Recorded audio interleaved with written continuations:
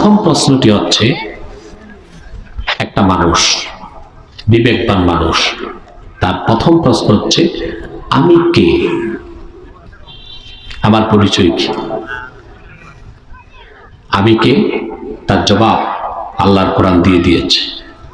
وَلَقَدْ كَرَّمْنَا بَنِي آدَمَ وَحَمَلْنَاهُمْ فِي الْبَرِّ وَالْبَحْرِ وَرَزَقْنَاهُمْ مِنَ الطَّيِّبَاتِ। আমি বনি আদমকে শ্রেষ্ঠত্ব দান করেছি, মর্যাদা পূর্ণ করেছি, সম্মান দিয়েছি, জল এবং স্থলে মানুষের কর্তৃত্ব স্থাপন করেছি, আর এই পৃথিবীর সবচেয়ে মূল্যবান দামি জিনিসগুলো তাদের জন্য রিজিক বানায় দিয়েছি। তাহলে আমি কে? আমি আল্লাহর সর্বশ্রেষ্ঠ সৃষ্টি। জবাব পেয়েছেন? মাতো না কেন? আমি কে?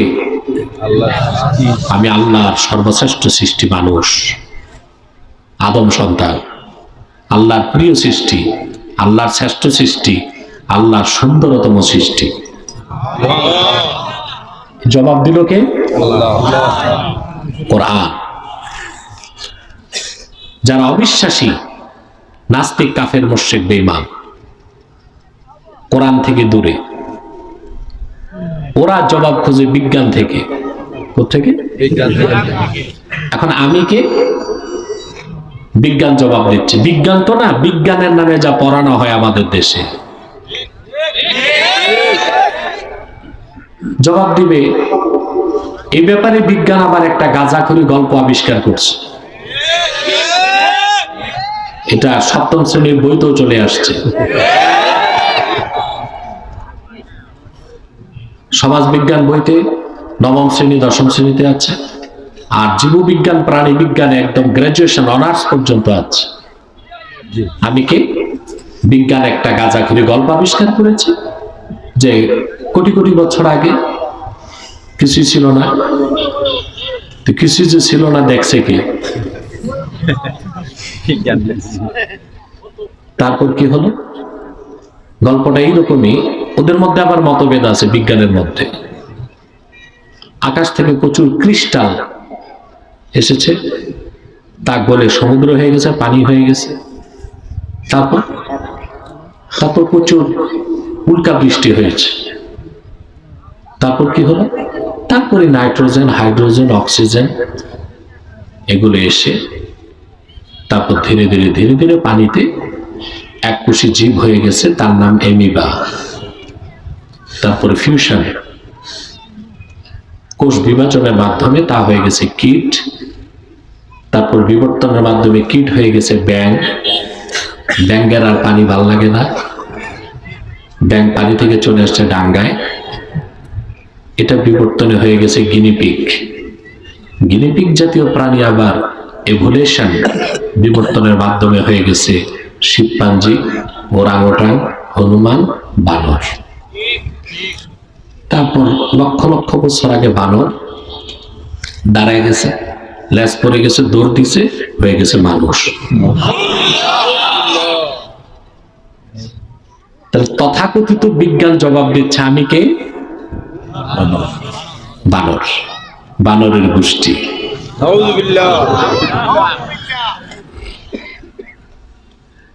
বিবর্তনবাদের বিরুদ্ধে আমার চলমান বক্তব্য 6 বছর হয়ে গেছে।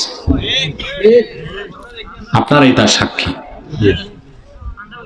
এখন তো সমস্ত আলেমরা বলতেছে, বলতে বাধ্য হয়েছে, কিন্তু এমন সময় আলেমরা বলতেছে যখন ক্যান্সার 3rd গ্রেডে পৌঁছে গেছে।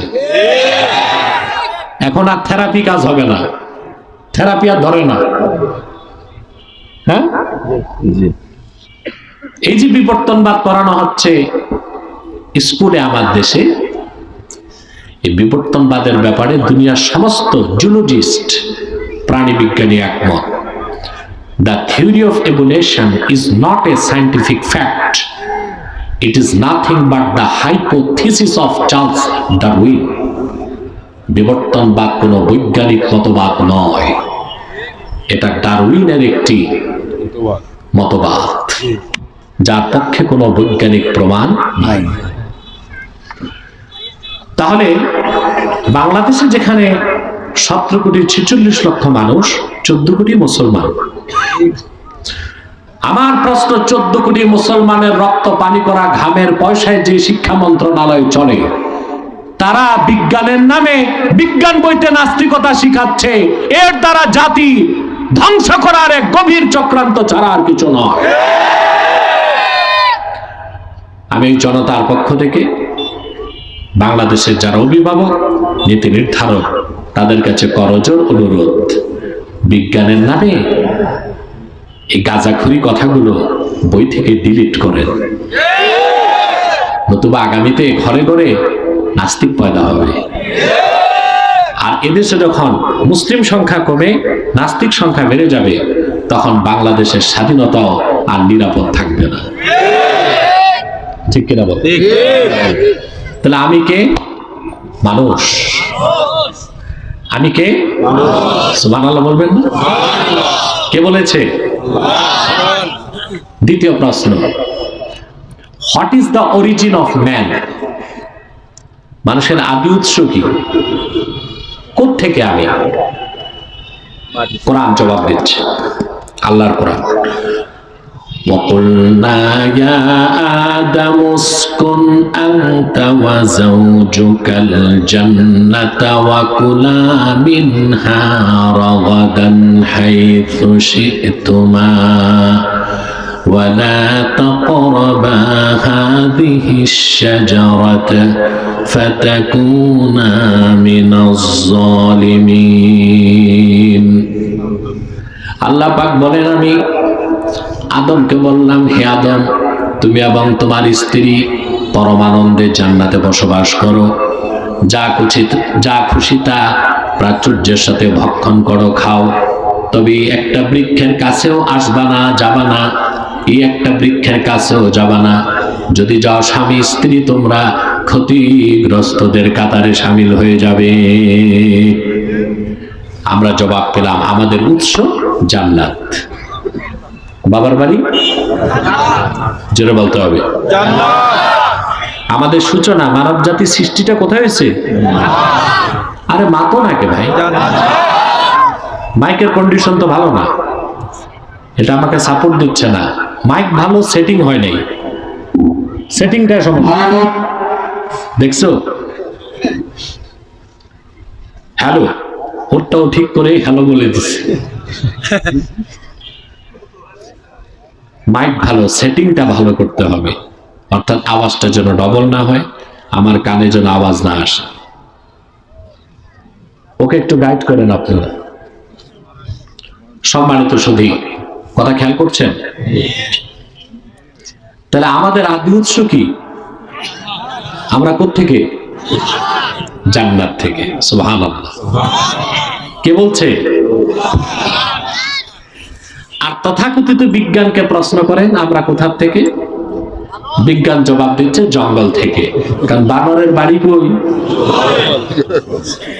আর আদমের বাড়ি ছিল। আর বিজ্ঞান শেখাচ্ছে আমরা কোত্থেকে? জঙ্গল থেকে। তাহলে বলেন মুসলমান, মানুষ ও মানবতাকে সমুন্নত বিজ্ঞান করে নেয়, কোরআন করেছে। ঠিক কিনা? তৃতীয় প্রশ্ন, আমার চূড়ান্ত ডেস্টিনেশন, গন্তব্য কি? প্রশ্ন আসে না? জান্নাত তো পরে, আগে গন্তব্য খোঁজেন। আল্লাহ পাক বলছেন, কাইফা তাকফুরুনা বিল্লাহি ওয়া কুনতুম আমওয়াতান ফাআহইয়াকুম সুম্মা ইউমীতুকুম সুম্মা ইউহয়ীকুম সুম্মা ইলাইহি তুরজাউন। তোমরা কেমন করে মহান আল্লাহর কুদরতকে অস্বীকার করো? তোমরা ছিলে মৃত, আল্লাহ তোমাদেরকে জিন্দা করেছেন, আবার তিনি তোমাদের মৃত্যু দিবেন, আবার তিনি তোমাদের জিন্দা করবেন। অতঃপর তোমরা মানব জাতি দলবদ্ধভাবে প্রত্যাবর্তিত হবে মহান আল্লাহর কাছে। আমাদের চূড়ান্ত গন্তব্য হচ্ছে আখিরাত। বলেন সুবহানাল্লাহ। কয়টা প্রশ্ন হলো? চতুর্থ প্রশ্ন, কেন? আমরা কেন সৃষ্টি হলাম, কি দরকার ছিল? তার জবাবটা আল্লাহ দিয়েছেন। সেটা কি? ওয়ামা খালাকাতুল জিন্না ওয়াল ইনসা ইল্লা লিয়াবুদুন। আমি জিন আর মানুষকে সৃষ্টি করেছি একমাত্র আমার ইবাদতের জন্য। সুবহানাল্লাহ। কয়টা প্রশ্ন উত্তর পেলেন? এই যে চতুর্থ যে বিষয়, আমাদের সৃষ্টির মূল উদ্দেশ্য আল্লাহর ইবাদত করা, গোলামি করা, আল্লাহর দাসত্বকে গ্রহণ করা। সে কথাটাই আল্লাহ সূরা বাকারায় 21 নম্বর আয়াতে বলেছেন। কি বলেছেন? আল্লাহ পাক বলেন, ইয়া আইয়ুহান নাসু উবুদু রাব্বাকুমুল্লাযী খালাকাকুম ওয়াল্লাযীনা মিন ক্বাবলিকুম লাআল্লাকুম তাত্তাকুন। হে মানব জাতি, তোমরা তোমাদের রবের ইবাদত করো। সুবহানাল্লাহ। কোন রবের? আল্লাযী খালাকাকুম, যিনি তোমাদের সৃষ্টি করেছেন, ওয়াল্লাযীনা মিন ক্বাবলিকুম, তোমাদের পূর্ববর্তীদের সৃষ্টি করেছেন। কেন? লাআল্লাকুম তাত্তাকুন, যেন তোমরা শিরক থেকে, কুফর থেকে বাঁচতে পারো, জাহান্নামের আগুন থেকে বাঁচতে পারো। তাহলে আমাদেরকে সৃষ্টির মূল উদ্দেশ্য হচ্ছে আল্লাহর ইবাদত করা। ঠিক কি না? কার ইবাদত করা? জোরে বলেন, আল্লাহর ইবাদত করা। কোরআন শরীফের আয়াতের দিকে লক্ষ্য করে দেখেন, ১৫০০ বছর আগে আমার নবী মুহাম্মদ সাল্লাল্লাহু আলাইহি ওয়াসাল্লামের কাছে অবতীর্ণ কোরআনে আল্লাহ তাআলা তার হাবিব মুহাম্মদ সাল্লাল্লাহু আলাইহি ওয়াসাল্লামকে কি ধরনের শব্দ শিখালেন মানুষকে আল্লাহর ইবাদতের দাওয়াত দিতে। খেয়াল করেন, রাসূলুল্লাহ আল্লাহর ভাষায় মানুষকে ডেকে বলেছেন, ইয়া আইয়ুহান নাস, হে মানব জাতি। সুবহানাল্লাহ বলেন। উবুদু রাব্বাকুম, তোমরা তোমাদের রবের ইবাদত করো। এখন দেখেন, এখানে অসংখ্য প্রশ্নের উত্তর আমরা পাই নাস্তিকদের জবাবে, সংশয়বাদীদের জবাবে, অবিশ্বাসীদের জবাবে। যখন ইসলামের কথা বলা হয়, ইসলামী হুকুমতের কথা বলা হয়, শরিয়া আইনের কথা বলা হয়, তখনই আমার দেশে এক ধরনের প্রতিক্রিয়াশীল বুদ্ধিজীবী, যাদের মাথায় বুদ্ধি গজ গজ করে, ওনারা বলে যে না, বাংলাদেশ তো অসাম্প্রদায়িক। হ্যাঁ, বেশ ভালো কথা। তো ইসলাম, একমাত্র ইসলামই হচ্ছে অসাম্প্রদায়িক, সকল সাম্প্রদায়িকতার ঊর্ধ্বে। সাম্প্রদায়িক কোনটা? যে ধর্মটা কোনো একটা সম্প্রদায়ের জন্য, সেটা সাম্প্রদায়িক।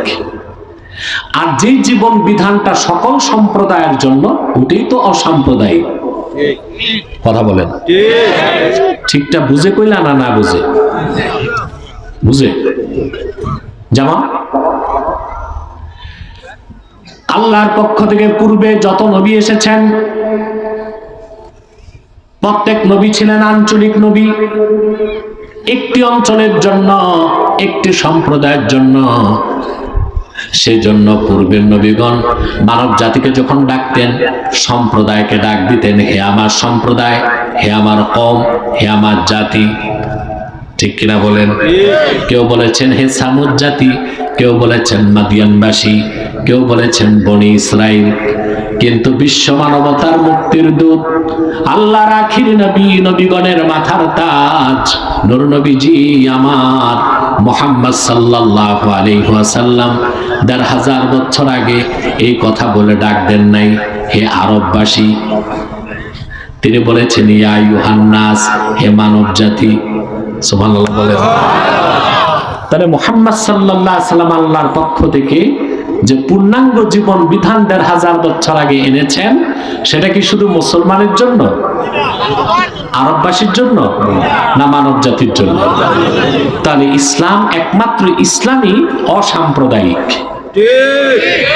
ইসলামের হুকুমত কায়েম হলেই কোন একটা ভূখণ্ডে সকল সম্প্রদায় ইনসাফ পেতে পারে, সমান অধিকার পেতে পারে, ঠিক কিনা? কথা বুঝতেছেন?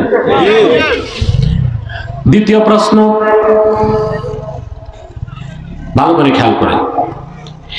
একমাত্র মুসলমান ধর্ম প্রচার করার অথরিটি রাখে, ইসলামের ধারক বাহকরাই ইসলাম প্রচারের অধিকার রাখে, অন্য কোন ধর্মের লোক ধর্ম প্রচারের অধিকার রাখে না। প্রশ্ন হলো কেন? আপনি তো গায়ের জোরে কথা বলছেন। না, গায়ের জোরে বলছি না, আপনি খেয়াল করেন। আপনারা জানেন হয়তোবা অহিন্দু কখনো হিন্দু হতে পারে না, তাহলে হিন্দু ধর্মের প্রচারের কোনো সুযোগ নাই। অইহুদি ইহুদি হতে পারে না, জায়নবাদী হতে পারে, জিউস হতে পারে না, জায়নিস্ট হতে পারে। তাহলে ইহুদি ধর্মের প্রচারেরও সুযোগ নাই। বৌদ্ধ ধর্মের একই অবস্থা, বৌদ্ধর ঘরই বৈদ্য হবে, অবৈধ বৈদ্য হইতে পারে না। তো ধর্ম প্রচারের দরকার আছে? আরে মাতো না ভাই, রইল খ্রিস্টান, ওরাই শুধু ধর্ম প্রচার করে। এখন খ্রিস্টানদের ধর্ম প্রচারটা বৈধ না অবৈধ, ফতুয়াটা আমরা দিব না, বাইবেল কি বলে দেখব। বাইবেল নিউ টেস্টামেন্টে এসেছে, জেসাস, ঈসা, যাকে যিশু বলে তারা, আমরা বলি ঈসা আলাইহিস সালাম, উনি বলেছেন আমি যিশুকে প্রেরণ করা হয়েছে বনি ইসরায়েলের হারানো ম্যাশগুলোকে উদ্ধার করার জন্য। তাহলে জেসাস নিজেই বলে গেছে তিনি এসেছিলেন শুধু বনি ইসরায়েলের জন্য। তো খ্রিস্টানরা যে বাংলাদেশে খ্রিস্ট ধর্ম প্রচার করছে, বাঙালির মধ্যে কি বনি ইসরায়েল আছে নাকি? তাদের ধর্মের ফতুয়ায়, বাইবেলের ফতুয়ায় তাদের এই ধর্মীয় কাজটা ধর্মীয় কাজ না ধর্মের নামে অধর্মীয় কাজ? কথা বলেন, লজিক বুঝতেছেন? ফতুয়া কি আমাদের না ওদের? দুই, তারপরও দ্বিতীয় বড় কথা, জেসাস এসেছিল যেই যুগের জন্য, তার ধর্ম ছিল সেই যুগের জন্য, পরে এই ধর্ম রিজেক্ট হয়ে গেছে, ডেট ফেল। ওষুধ যত দামি হোক, যদি মেয়াদ উত্তীর্ণ ওষুধ রুগী খায়, রুগী বাঁচবে না মরবে? রুগী কি? তাহলে কোন ধর্মেরই ধর্ম প্রচারের সুযোগ নাই, শুধুমাত্র ইসলাম প্রচারের সুযোগ আছে। কারণ ইসলাম ১৫০০ বছর আগে এসেছে, নূর নবী মুহাম্মদ সাল্লাল্লাহু আলাইহি ওয়াসাল্লামের মাধ্যমে পূর্ণাঙ্গ দ্বীন ইসলাম আল্লাহ দিয়েছেন ১৫০০ বছর আগে, যার মূল সনদ হচ্ছে কোরআন এবং রাসূলুল্লাহর হাদিস।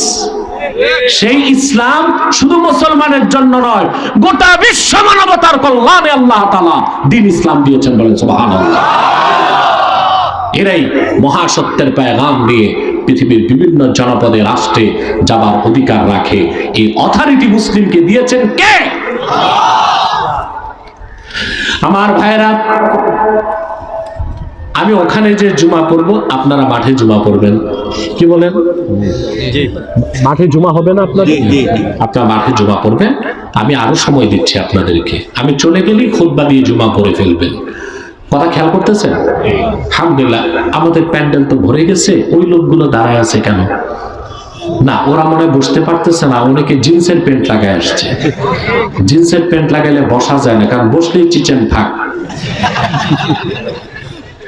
বক্কা বক্কা হয়েছে নাকি?